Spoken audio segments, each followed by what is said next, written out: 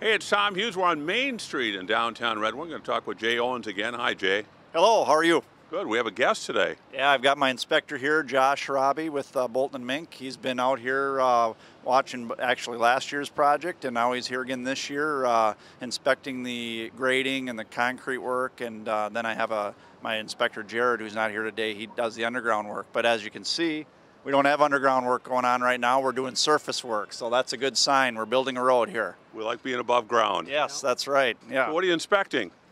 Basically, what we're doing now, we got the curb that went in yesterday, making sure the curb's all fallen. And I'm thinking either tomorrow or on Saturday, we're going to be trimming, ready for mainline concrete paving on Monday. Wow. So it's going fast, isn't it? Yeah, we could very well see 2 mainline lanes by Monday afternoon. And are you guys ahead of schedule, you think? I would say we're shooting right on schedule, pretty close. Good. Little rain days here and there, but nothing that'll wipe out anything. You know, we've been fortunate to have this gravel base will eat that rain up, where these guys can come work out in Red Wing where maybe they're rained out on some other projects too, because we did a heck of a job building this road up, so it's really taken on this water well. Well, being the expert that I am, it looks really good. Yeah, thank you, appreciate that. You're welcome. So what do you think?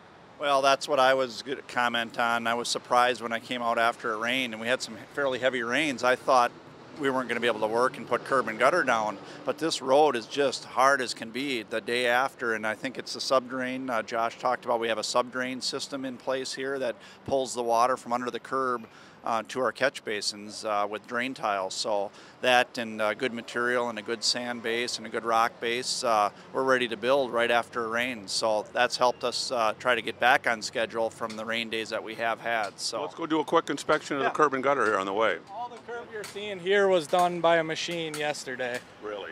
So One day? Yeah, the rest of the curb is going to be a lot of hand forming, where we'll probably walk up to Potter and you'll see a lot of that hand forming going on. Over here, the guys are putting in stakes for the mainline paving that Josh was talking about. Now those are the bigger slabs, 2 11-foot lanes. Is that correct? 11 and a 12. 11 and a 12 will be pulled. Wide. Yep, with the bigger machine.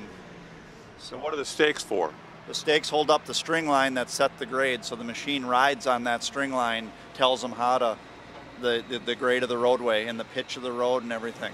So we don't like it to go like this? Well, we don't want it to go like that too much, but we need a little bit of that for the to match the the doors of the businesses, and so you build a road that's kind of low points and high points and catch basins and so forth. We don't want it dead flat, or we wouldn't get drainage off of it. So yeah, so we need a little bit of this. Yeah. Okay, let's head this direction, see what's going on Think of it here. kind of as like an airplane. So like the road's draining this way, that airplane wing is like this. That's what that machine will follow on that string line. Wow. I didn't know you guys had that sophisticated equipment. They don't have an airplane to do this. That'd be nice. And is this the machine that did it here, the Gomeco GP 2600? This is actually going to be paving the main lanes. They mobbed out the curb machine yesterday. So that thing is going to line up. The trimmer is all the way down at the end. We'll see the trimmer at the end of this walkthrough. But that is your actual concrete paver right there. And where's the concrete going? The top? Yeah, it comes down a chute. That chute will feed, basically they'll drop it right in front of it, and that chute will vibrate the edges out, and that paver runs right over those edges and drops the rebars in as it goes. So this machine is turned sideways right now. Yep. Correct. Okay. Yep. It'll be vertical when we start So paving the tracks this. are going this way, and Cool. you can see the lanes down the middle of it. Something here on the curb that we've been doing the last few years is see this sill on the back side of the curb? Yep. That's something we noticed. We got that detail from the city of Rochester years ago, where they were having the same trouble we were, where the sidewalk was falling, settling behind the curb, creating a toe stub or a trip hazard. So now the sidewalk gets poured and will sit on that sill right there and keep it from settling down and create those. You might see those around town wherever you have concrete abutting the back of curb. The curb seems to stay in place, but the slab behind it floats down or settles down. It's a little shelf, right? So it's a little shelf to sit on, yep. Nice. Nice. So, and their curb machine, they got a form that formed it all together at the same time. So they fabricated a form that would work to get that sill in place. So how much longer would this have taken if we did it the old way with wheelbarrows, or however we used to do it? It wasn't wheelbarrows, was it? Maybe back when I was a kid. And hand forming it does take time. It would. Forming alone would probably take a couple days, I would think. Yeah. And then the pouring would probably, a one-day process would probably turn into a week process for this amount of curb. Because this machine just squirts out the concrete and then it forms it as it does it, right? It has a boot attachment on it, so if you picture that boot to look exactly like that curb, that machine runs along and that's what you see, your end product. So you can't have your concrete too gushy, can you? No, that concrete comes out actually, there's no slump test that we do on that concrete, but I mean it's good enough where it forms and holds the mold basically, but. Because there's no mold around this, right? This just squirts out that way and then it dries that way? Yep, that's how the mold works as it pulls through there. That's so amazing. You're exactly right. This is a stiffer concrete coming out when you do it this way. If you did regular concrete, you just have a glob, right? Yeah, like ketchup on your plate. Regular concrete is poured into forms. That has to be looser so it can actually be formed into it. Sure. This is a stiff mix that is holding its shape as it comes out of the machine. So when it comes out of the machine, is it pushed out of the machine or is it pumped out of the machine? Basically pushed through the machine into that mold. Yeah. So once that mold fills up, he'll start the machine to go on, it's a track machine, and that track machine will start rolling, and that mold is already jacked full of concrete when he starts. That's cool. It's fun to learn this kind of stuff. Not everything can be done with the curb machines. You still have handwork on these tight little areas. Now you can see where we're setting up the form boards and actually have to do this all by hand and not the machine work. So around the radiuses.